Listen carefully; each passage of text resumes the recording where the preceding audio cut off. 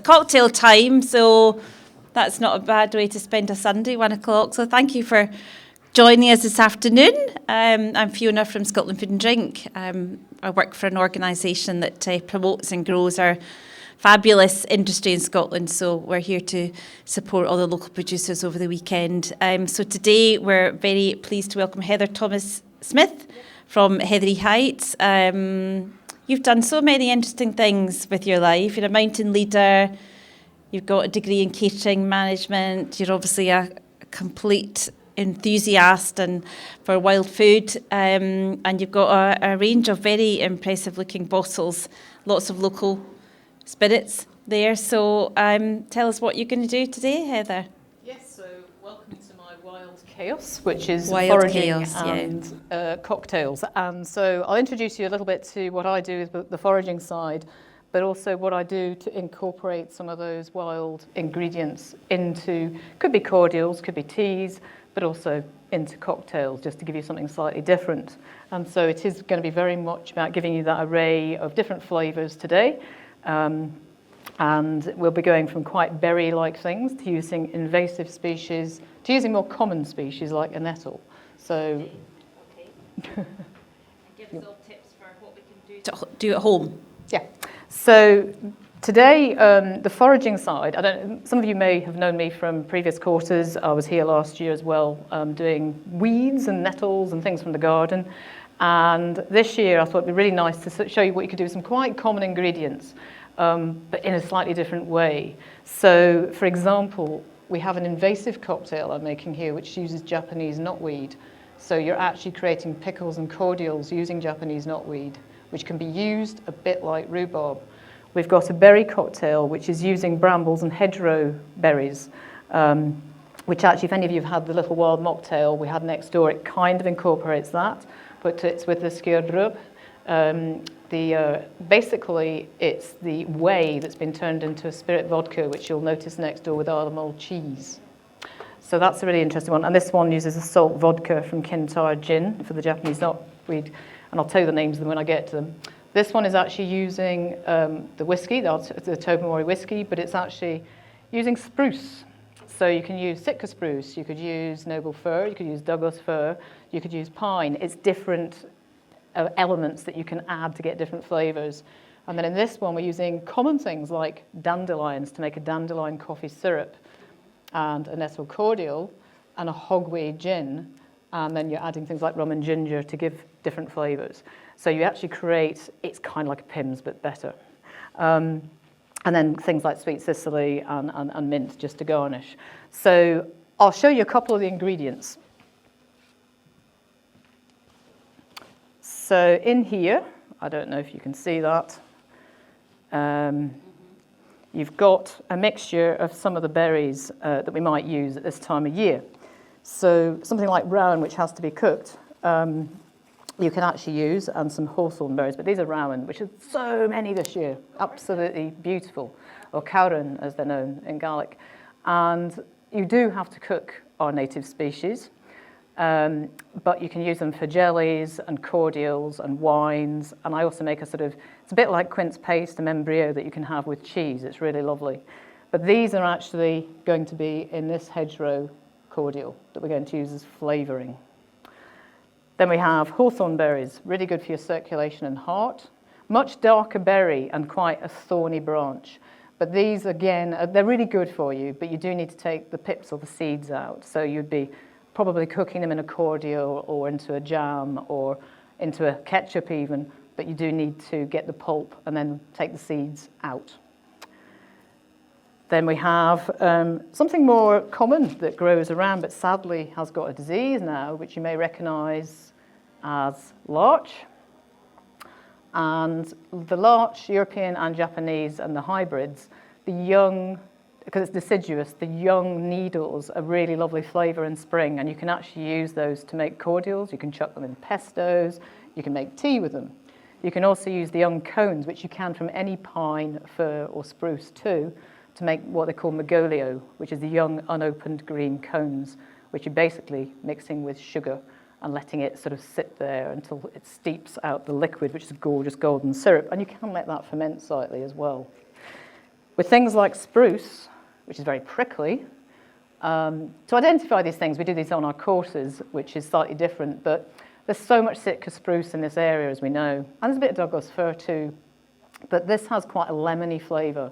It's the young tips in spring that I would be using, and they are in a sort of paper sheath, and they just come out this beautiful bright green, and you can eat them straight off the tree, actually. Some people say, oh, that's a bit like, toilet disinfectant. But actually, if you start to do things like layer them with demerara or unrefined sugar in a jar, you can actually do, it's volume for volume, not weight for weight. So you're basically going for a lot of sugar and cones or tips, and you are just layering it up in a big jar. I use a big 5-litre jar to create a syrup. So I'll say a little bit more about each thing when we get to each cocktail, but effectively what I'm saying is for this one, I've created a spruce syrup by leaving spruce tips and sugar, and I can leave it for about a year. It's a long time. Yeah, sometimes it can be less, but it's a very Eastern European sort of style syrup, which, the longer you leave it, the richer it gets, and you get this beautiful golden liquid. This one is actually much lighter. It's a liqueur, this one, rather than just a syrup, I should say, but this is much lighter than the one I made the previous year, which was actually nearly that colour. So it can really vary depending on what you're doing. So, We got any foragers in the room? Yeah? Okay. good. So that's nice to hear. So you'll know what I'm talking about, will you? But if not, I will go through it. So the first one I'm actually going to make today is a really simple one, and it is using Japanese knotweed. Now, in this one, the reason I found out that you could use bits and pieces to make the cordial was because when I collect Japanese knotweed, it's obviously a very invasive species, and I don't want to be leaving any trimmings anywhere, because if I do, they could easily just take root. So what I do is either I strip in situ or I take it home, and when I take those trimmings, I boil them before I compost them. Now, I was pickling Japanese knotweed, which pickles brilliantly, but the stems had just got to a point where they were a little bit longer, they needed peeling. So I was having to peel them, and I thought, well, I've got to boil the peelings because, I need to do that before I put them in the compost. So this is pickled actually in flowering currant vinegar, a little bit of syrup and spice. And we're going to have some of that in this cocktail. But it was the fact that I had this beautiful pink liquor left from the trimmings. Colour. And I was like, okay, I tasted it. I thought, well, that just tastes like rhubarb, so can I make something with it? Why not make a cordial? And so therefore now what I do is if I'm pickling Japanese knotweed or I'm using the pulp for making cakes, I will keep the trimmings deliberately to boil up. And obviously this has all been washed beforehand, and then I'll make those into cordials. And you could even use them straight into something like a gin to flavour the gin.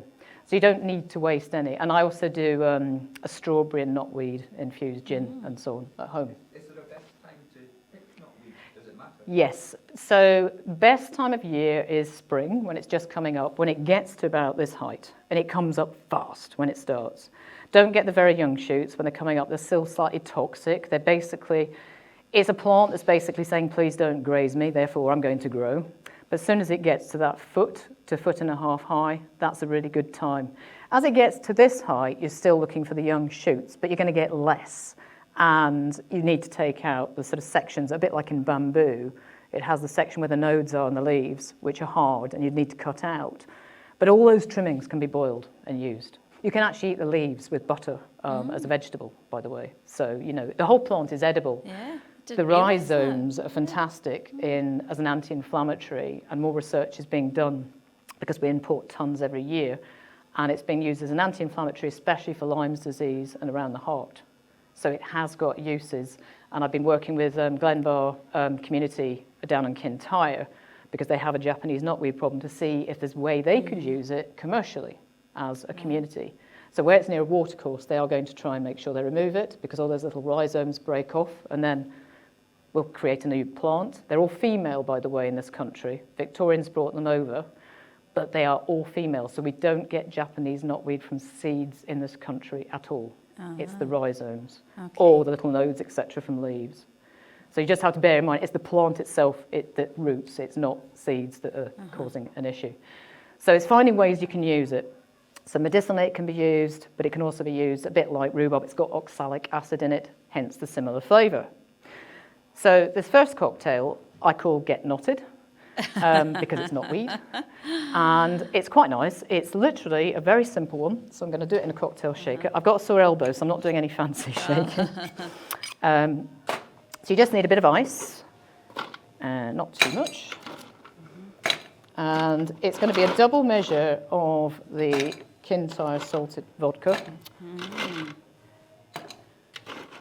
Are people surprised that you can eat knotweed? Does that surprise a lot of people? Yes, a lot of people, they've seen it in people in these white suits going in to Yeah, get they rid think of it. it's just, I'm yeah. thinking, well, that's probably the chemical that they're worried about rather than the knotweed. Yeah. But it gives people the wrong impression. So I'm going to make 2 glasses of this. So maybe a case I can split them out into little cups later. Yeah. So Yeah, this you is... get a little try. Anyone make cocktails at home? Yeah, it's become a really big thing, hasn't it, recently, cocktails. So these are nice because they're with- wild. And With, they just exactly, got with that foraged broad kind of- ingredients, and people really want these things now. So just so you can see that for the camera. They go the right way. There you go. So it's the Kintyre gin, Lovely. salt vodka. And now I'm going to add some of this Japanese knotweed cordial. So again, it's basically 2 vodka to 1 of the cordial. And give this a good shake in a minute. You must be always experimenting. Your head must be full of ideas all the And time it's all good fun, Yeah. and you don't need to do anything. Now, I don't like to put this one over ice. You're almost treating this like a vodka martini or gin martini. So what I'm going to do is give it a little shake, and I'm just going to pop a little bit of this Japanese knotweed and liquor in at the end. But this is just it. Make sure that's on. I always have visions of it coming off. That would be very embarrassing. At least it'd be me that gets it, not you. So. So with your foraging courses, do you do sort of hands-on cocktail making or drinks making, anything as well? We you do some of that? So we've worked with Kintyre gin Uh-huh. to do using the different botanicals to create different drinks, and also from the point of view of doing cordials, vinegars, all salts, lots of different things that you can actually use, including all the wild ingredients and botanical flavours, which is really important because this has got a rhubarby flavour. It is, it does go well with gins and vodkas. And this is the one where, now I'm sorry, I'm not using a cocktail stick. I am just literally, so this is a little bit of pickled Japanese knotweed instead of an olive. So, and you just want about a teaspoon of the pickling juice. Some people use pickled onions. Right. I think Heathery restaurant did actually. Okay. Sadly, not here now, but there we go.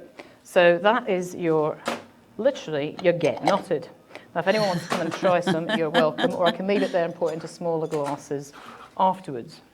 Yeah, I'm sure some would like to try that one. It's such a anybody interesting want to have a combination. try, Would you or like shall to I pass? try? Why not? Yeah. Okay, you can always hand it down if people are happy to do so, otherwise I can put it in small glasses. Yeah. Can I hand this one out to anybody else? So this is Yep, so you can always share it out a bit. You're like, If you're happy to do so. If you're not, I can put it into smaller cups. So that just shows you that's one element there of you Get Knotted using Japanese knotweed. So have a wee taste.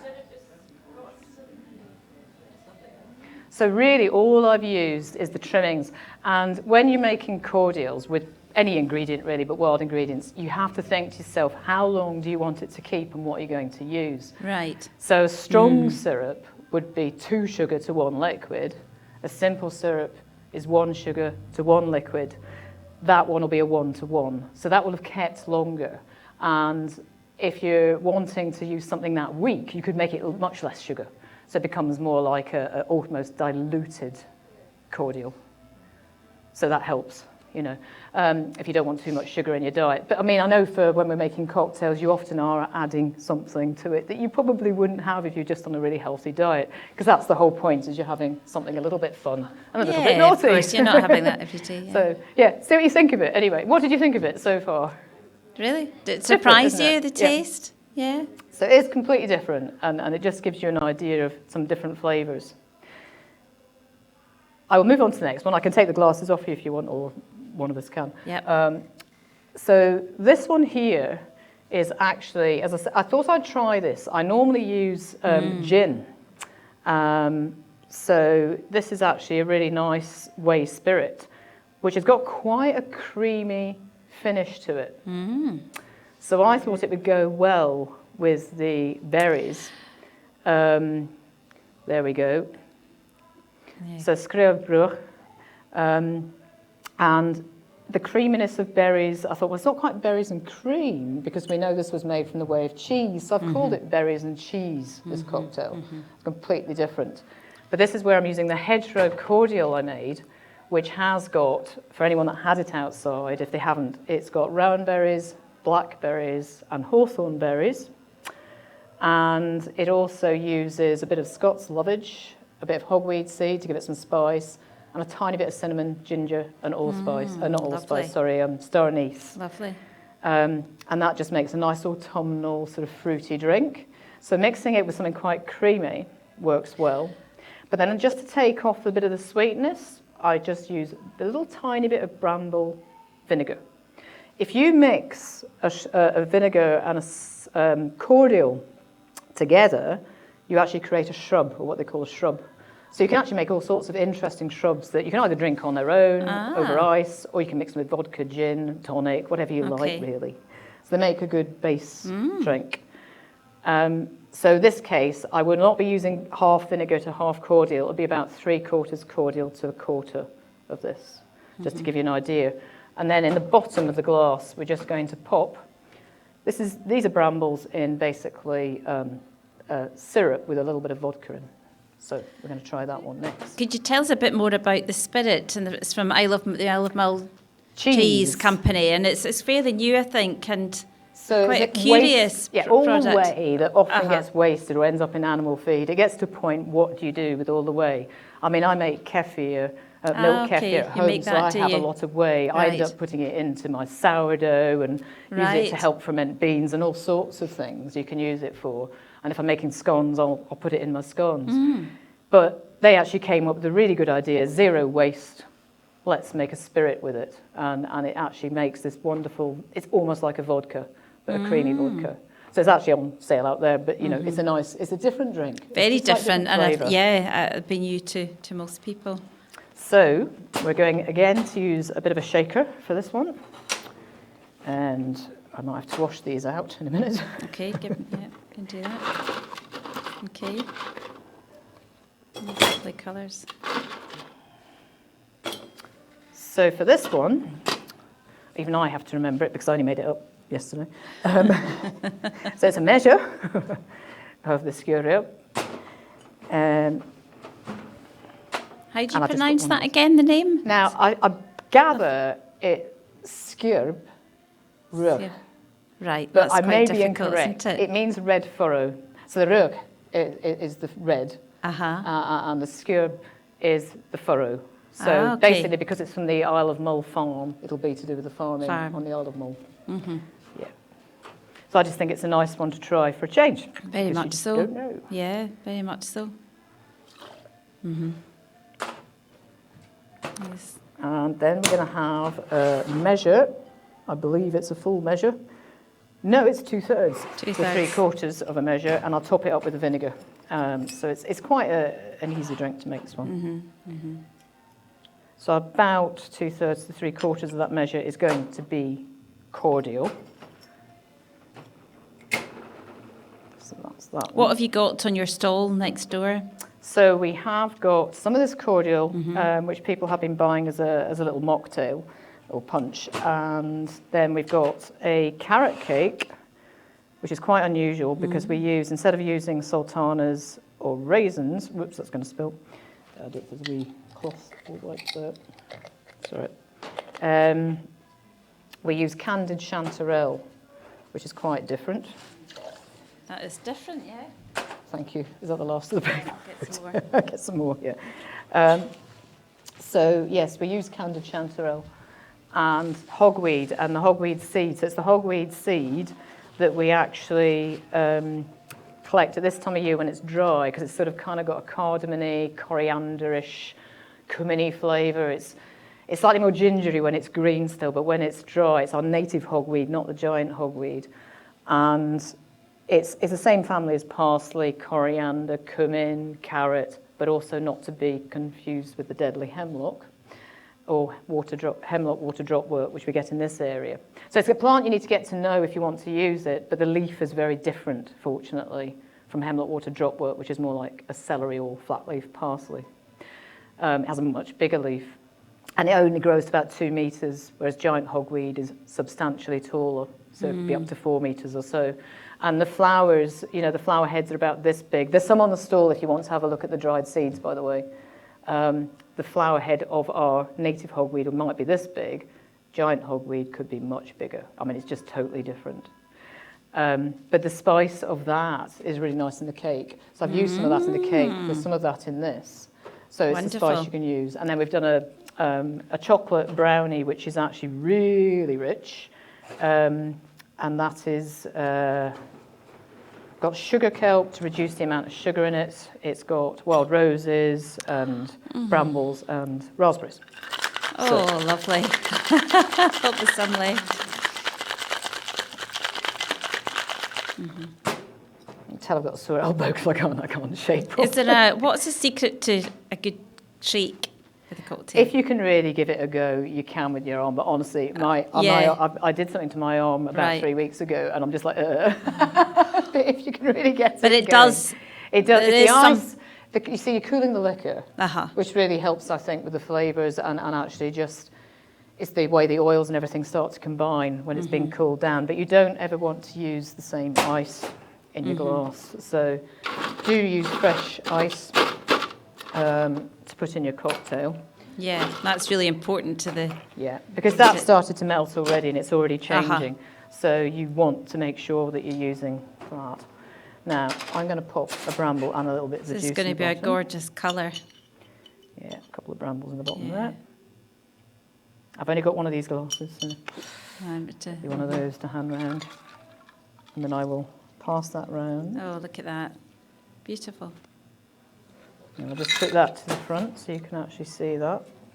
Doesn't it?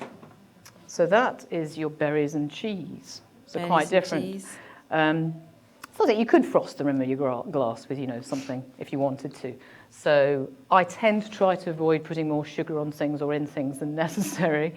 But sometimes it's just that extra effect. So you could choose to use a nice pink sugar. So maybe something flavoured with a little bit of blackberry.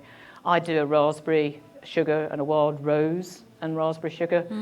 So for the cake, the chocolate brownie that's out there, it's actually got some wild raspberry sugar sprinkled on top as well, which just when you're baking it, how lovely. Just gives it that extra bit of flavour. Gorgeous, yeah. And because I make the wild rose petal raspberry and bramble mix that goes through the middle, you then get the gooiness in the middle, which has got that fruit and rose flavour, which is quite strong. Yeah. So I'm going to hand this one, and unless, and Yeah, yes, it's do. gorgeous, Do. It gives me. Are there glasses that you need me to collect in a minute? And I'm going to have to wash a couple. Would any of them work with salt blend as well? Possibly. There we go. Can always take those out to people. Have a little taste of that, please. Thank you. And There we I go. like that raspberry one. There we go. Thank you. So I'll leave these on the front so you can see which one's which. So that one goes with that one. So you can see it. Would any of these work with salt blend? You could with this one. Because the Japanese knotweed and the pickle, you've already got that saltiness. So I would say you could use salt on that one. The berry one, I would definitely go for the sugary rim rather than. Yeah, there we go. It's got a little kick. It has got a kick. I'm driving, so I can't even try it. That is the problem with driving, isn't it? So there we go.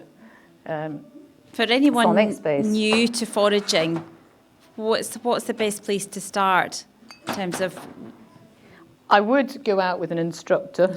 for the first time? Or somebody that knows. I'm going to hand this one out now. If you've all got photo, shall I come over here? You're going to start at this end and pass it along. If people are happy to do so, but yeah. So it's at your own risk, but it's a lot of alcohol there, so it's probably... You'd probably be all right. okay, yeah. Right, I'm just going to clean a little space before I do the next one, because otherwise we're going to end up with... if you're new to the whole foraging business, go out with an instructor or somebody who knows. Go with somebody that knows. Yeah. And there are some very, very good guidebooks out there, which I would recommend. And, you know, if you've never...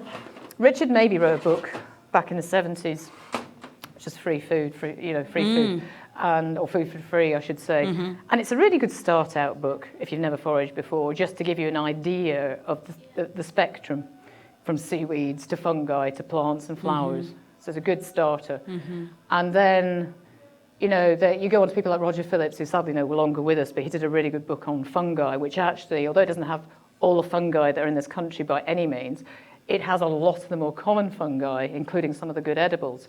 But fungi, you know, and same with greens, you've got to know what you're doing. So start with things like wild garlic and nettles and dandelions and sorrel that are quite easy to identify and get practicing, and get to know that plant well by get a good ID book on wildflowers and plants, get a good fungi book. Initially start off by going through the details in that book alongside a plant you already know. That's the best way, because then you can start to compare, you know, leaf size and how many petals a flower has, what the seed looks like, how tall does the plant grow, where does it grow. So you've got to think about habitat and so on as well, and time of year. And once you get to know that plant, it becomes easy to start looking at other plants. So, you know, it's just little tips like that. Right, I'm going to wash a shaker, so I've got one for the next.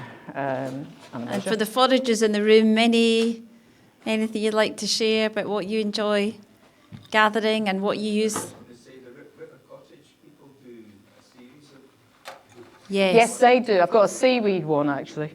Yeah. foragers yearbook, I think.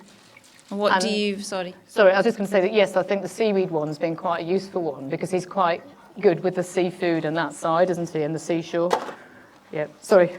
just say, what do you forage for, or what do you like? What do you like gathering? Right. You're the same? Gosh.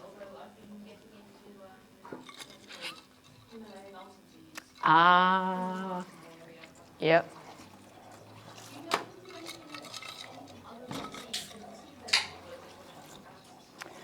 The actual plant, the leaves can be used. You could make a tea or eat them when they're young. You can eat the young stems. You can use the flowers. I don't actually like the flavour of the flowers very much, personally, but you could use the flowers. And they are sometimes used to good effect in gin. So you can make a colour-changing gin, if you didn't know that you could do that with Himalayan balsam. But if you do collect the seeds for Himalayan balsam, just be very aware that you don't want them to spread, because they can go 10 metres.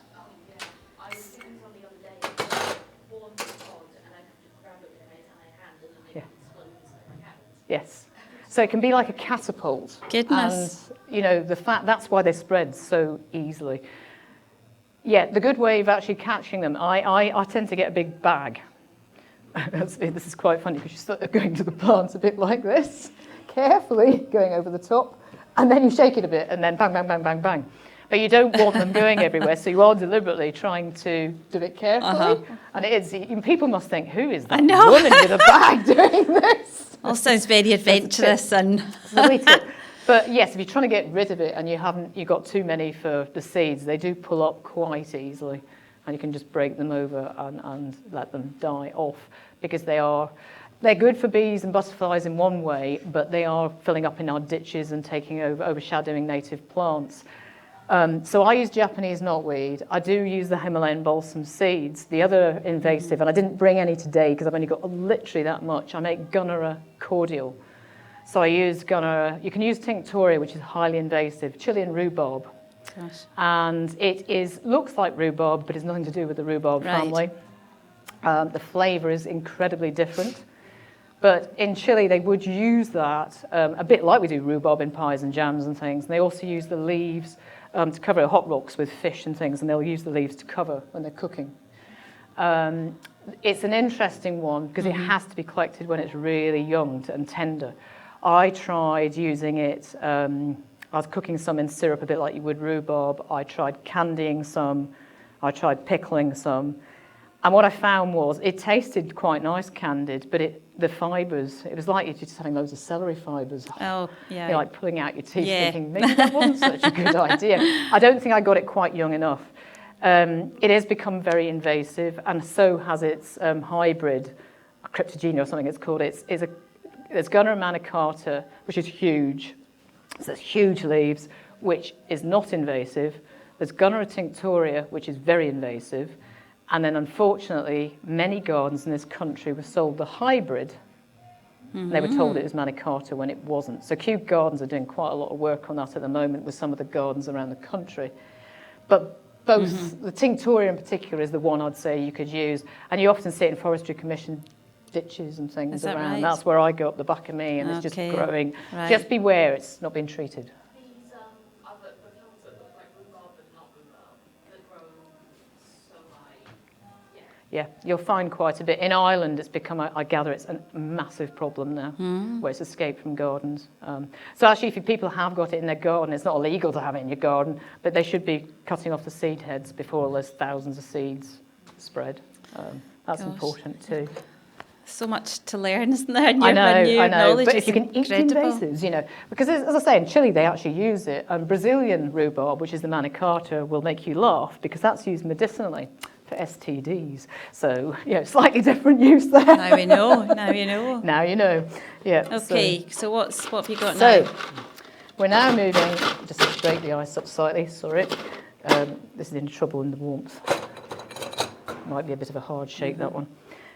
This one is completely different. So what I've done here is I've got some of the nice 12-year-old whiskey here. Tobermory. And that's the Tobermory. And I've done this before at home with previous Sitka spruce cordials and liqueurs that I've made. And I found that the Jura one worked quite well with the previous Sitka spruce liqueur I made, which was a heavier flavour. So the peat, it matched in really well. This time I thought the peatier Isle of Mull whiskey, I tasted it, or smelt it I should say, yesterday, and I thought to do the mixture would probably become medicinal, almost like a cough medicine. I thought I've got to be really careful, that's what you're not creating. So I've gone for the lighter sort of flavour. This is slightly lighter and not as peaty as the other. And the liqueur itself is actually made from the syrup that I make, which is the one where I've left it literally for up to a year in a jar until it's all the lovely gold liquid forms from the water and the terpenes, so it'll be the pinene and limonene that are actually in the spruce. And you get this gorgeous flavour. And if you like maple syrup but with a bit of a extra pinene sort of flavour, that's what you're sort of getting, except obviously maple syrup's reduced maple sap. By about 20th or less. It's boiled right down. It is going to have sugar in it making that, but you don't need much. And then I make my own hogweed gin. Now, I don't distill, I'll just point that out, but I make a bathtub gin. I do a Heathery Heights gin, and I do a hogweed. And effectively, I'll be buying neat vodka, and you'll be adding your own juniper, but then I'll be adding other botanicals, including, of course, hogweed. So I make a hogweed gin. And when I've made the syrup, I have to strain it out and heat it up, because I do heat treat it before I bottle it. And it's what's left on the pine. It's all stuck, basically, on those pine needles. So I use my gin to do a wash. And so I'll be basically putting it back in the jar with the gin, leave it for a few days, give it a good shake, strain it, and you've got your spruce liqueur. So this is going to be a whiskey McSpruce. Has to have that name. Oh, very different, aren't they? Yeah. And this is so easy. It is literally a straight measure of whiskey to a straight measure of a liqueur. And I'm going to do a double because I've got 2 wee glasses. And importantly, I will need a piece of ice in each when I've made it. Okay. So I And- have got a clean measure. Did I leave it over there? Oh, I did. I think I know I've got a clean measure. Right, okay. Thank you very much. So 2 of the gin and spruce liqueur.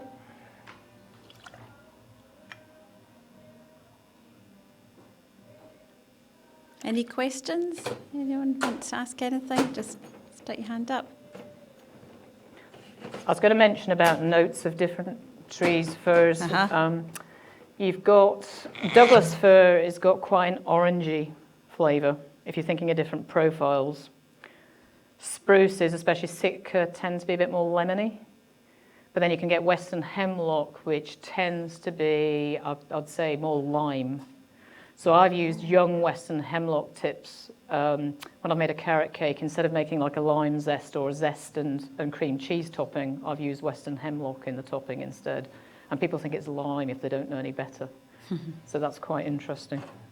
So yeah, you can just try. Pine, spruce and fir and larch are all edible.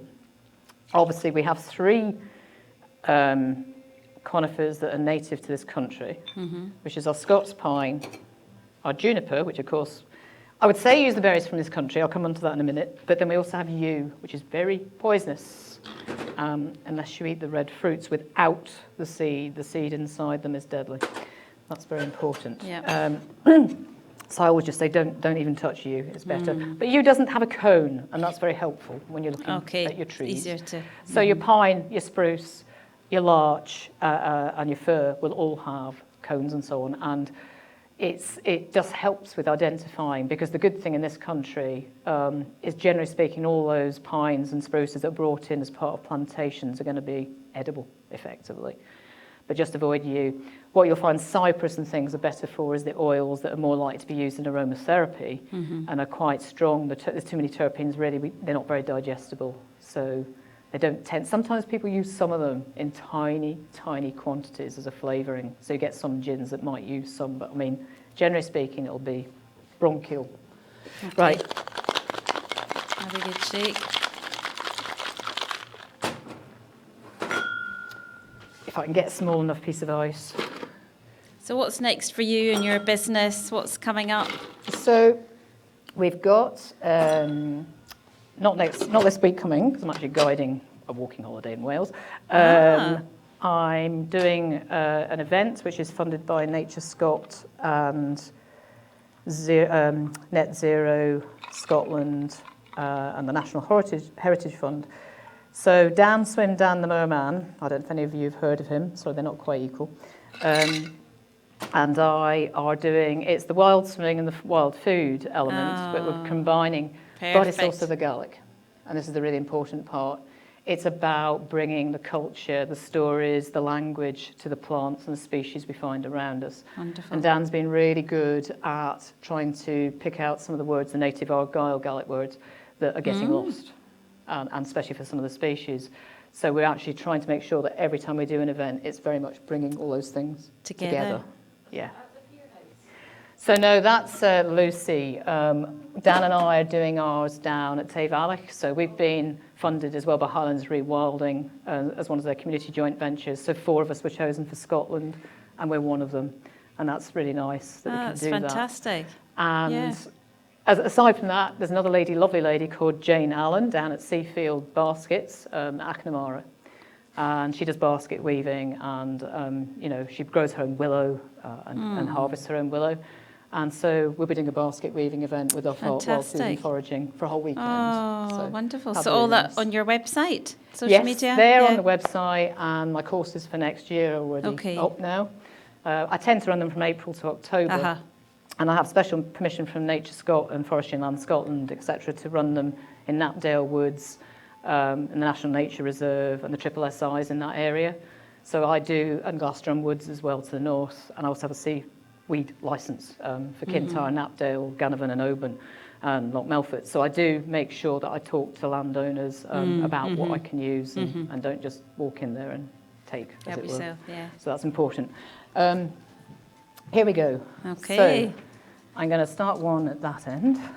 Lovely. if you're okay with that one coming along. And can you pass that one up? Take that Everyone one out can to the vote back for their and keep favourite. that. Yep. So see what you think of that one. It's completely different.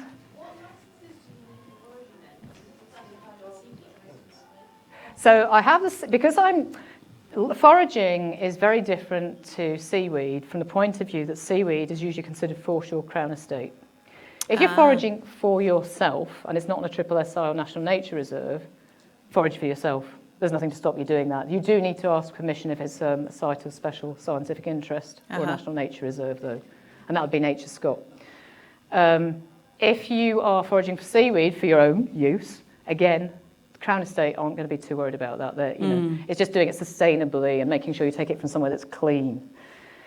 If you're doing it commercially, like me taking out a group, etc., then if you're not taking anything, you're just showing people that I'm covered anyway under Mountain Leader, etc., for the walking as insurance.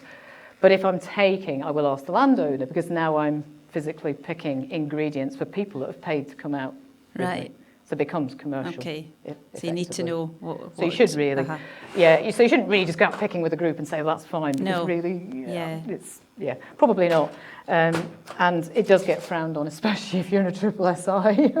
So Need to be careful. be careful. Sorry? What seaweeds? Any, really, as long as they're not deep sea. So if I can only get the racks and things that are near the shoreline, because unfortunately I missed my spring tide, I use a lot of bladder rack and I use a lot of spiral rack, and I'll use the little ends as the point where it's fertilizing. So the little capsules, if you like, at the end, I'll use to make capers, if you like, seaweed capers. But I dry a lot of bladder rack, which I'll use in a powder. I don't tend to use it medicinally, I tend to use it for flavours, but I use a lot of sugar kelp and sea kelp, sometimes sea spaghetti or pepper dolls.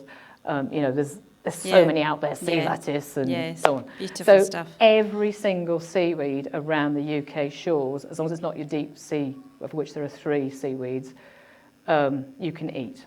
Yeah. That's the nice thing to know, that our British seaweeds are safe. And even the one that tends to come in, the Sargasso seaweed, which is actually a pest, can be used in limited quantities. Some people sometimes get a slight reaction with it. Just beware of that one. But the deep sea seaweeds are too acidic. They're about acidity 3.5 pH. So not good for your stomach. Sorry? So they'll be well out into the deep water where you'd have to be diving for them. Beyond anything like kelp. But they might get washed in. This is the only problem. So when people say, can you get a seaweed off the shore when it's been washed in after a storm? Yes, if you know what it is and it's just been washed in from a clean area of the sea.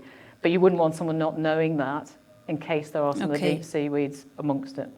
So that's where I think, why would you need to know? Just well, maybe be in that situation. Because if I've been down Kintyre at Westport, there's just been a storm and some kelp's got washed in, I'm not going to worry about collecting it if it's literally that the next day, because I'm pretty confident if it's coming over from the Isla side that I'll be okay with that. Lot flying, not so much. So I do think about where I'm collecting seaweed, what's being washed off, what's the runoff, what's the sewage outlet, are there fertilisers, where do you live, from that point of view.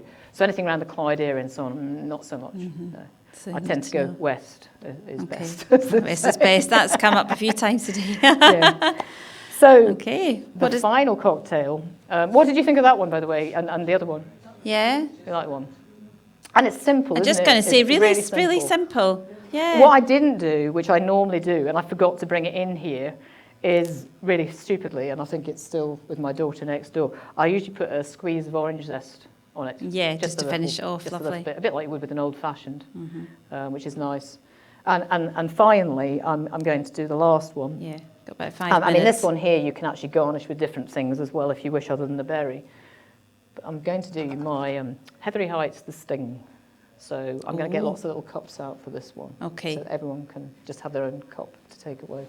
And I'll Heathery take Heights Sting. The Sting. The Sting. The Sting. That sounds ominous. So you can probably guess what's in it.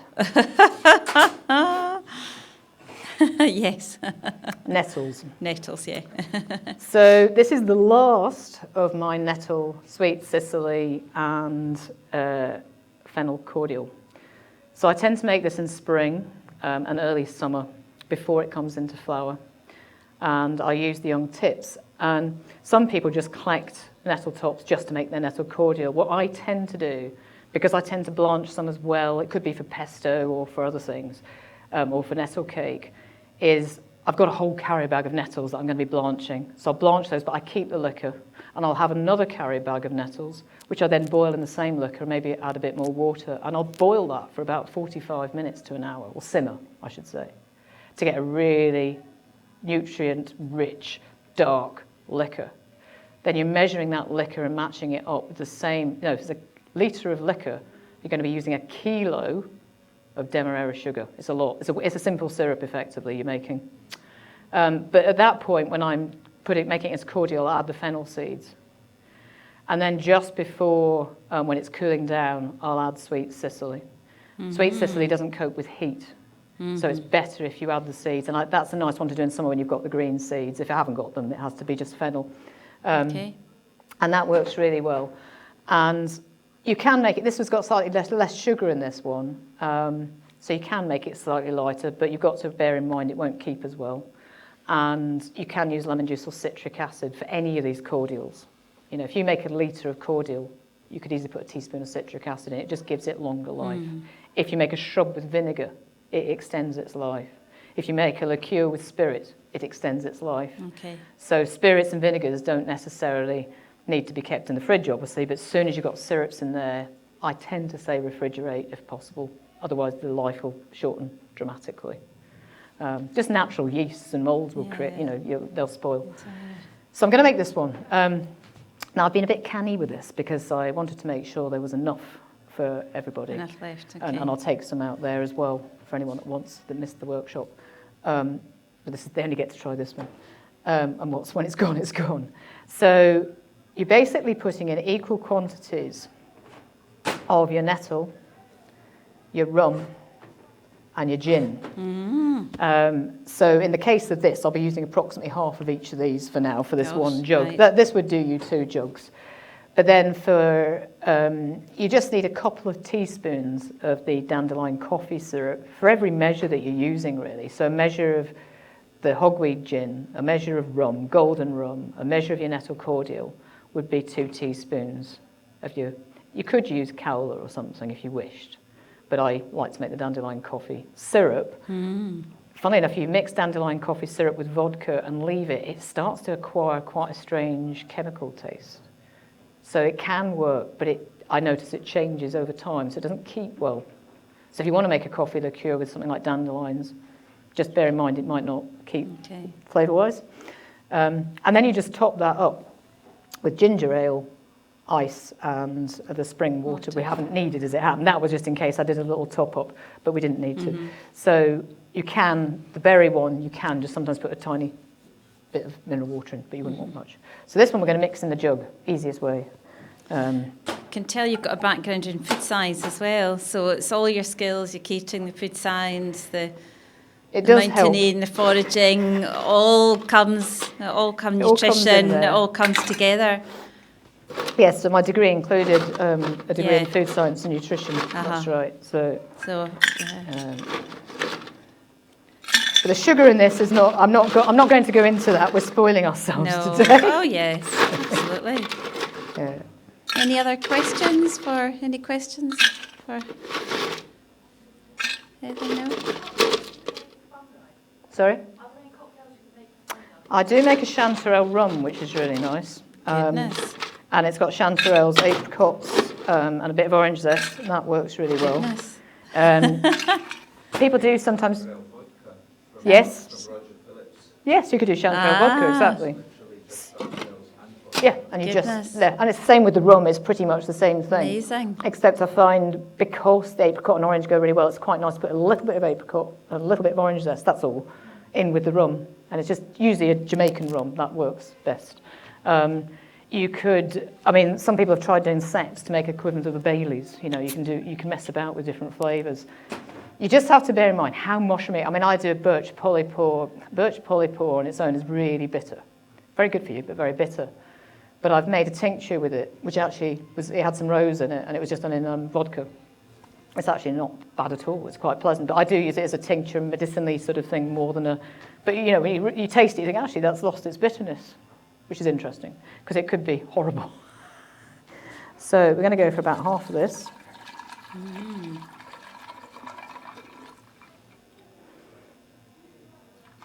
Okay. Can always make more. Half the rum. I'll be there. And I'm not measuring this particularly. This is not, you're sort of thinking of being a bit like Pimm's now. Yeah, it doesn't need to be completely. It's a exact. punch, effectively. Yeah. So when I was doing a do at Kilmartin Castle, this one went down quite well.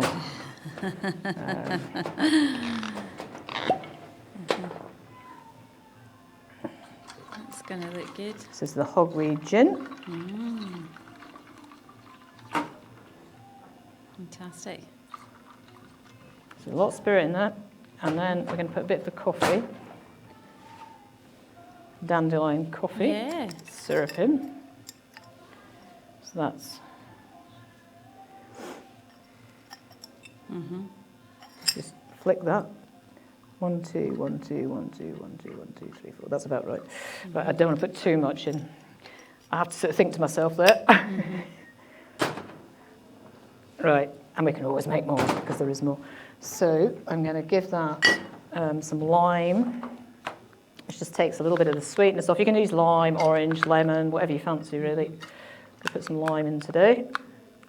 And of course, lots of fresh mint, which actually is nearly gone. Nearly gone. You know, the frost last night, it's nearly gone. So I'm afraid there won't be much more this year, I don't think. Chuck in a mint flour. And then we just need the ginger ale. If I'm at home and I'm being more treating myself, I have to be honest, I do tend to get the fever tree. Okay. Yeah, sometimes. But to be fair, Loch Gilphead, I couldn't even find any. So Do you know it I really? should have come into the Tesco's Gosh. and open. No, I think occasionally the garage sells it, but Yeah. not our co-op, unfortunately. So it had to be Schweppes today, I'm afraid. Nice. That mint looks lovely there on the top. Oh, real fizz. And you grew up in Argyll, is that right? I did. You did. You wouldn't believe it from my accent. Ah. So I'm from Tarbert originally. Uh-huh. My mother's still there, and for anyone that knows the area, she used to have a gallery there, the Ann Thomas Gallery. So that was Mum. And yep, but I have moved around a lot. So I lived in the Peak District for about 8 years, the Derby, that was Derbyshire, and Yorkshire Dales for 20 years, France for a while, Sussex, okay. London. Anyway, yeah, I have moved around Been around. quite a lot. But happy back home in your lovely Argyll. Yeah, and it's great to be back with my mum. Now, I'm going to make a horrible noise. Sorry, I have to bash this ice. Right. It's sticking. It's because it's warm in here. So I'm going to put some in this just to give you an idea what it would look like. But I'm then going to transfer everything into... I've got lots of little cups that we can get out so you can try some. So effectively, you'd be looking to put it in a glass like that, and you might want to put... You could put orange, strawberry, honestly, anything you want, you could put in there. You could put cucumber in it if you wanted to. You could treat it like a Pimm's, effectively. I'm not going to fancy up too much today because I want you to taste this. Yeah. And if I put too many other things in there, you won't get that flavour. But effectively, what you would do is, just pour it into a nice tall highball. Glass, is that the... And you'd be there, and then you'd have your straw.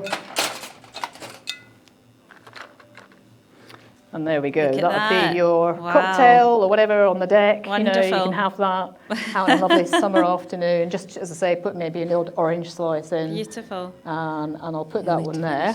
Right. But what I'm going to do Yeah. is pour some out into lots of little cups.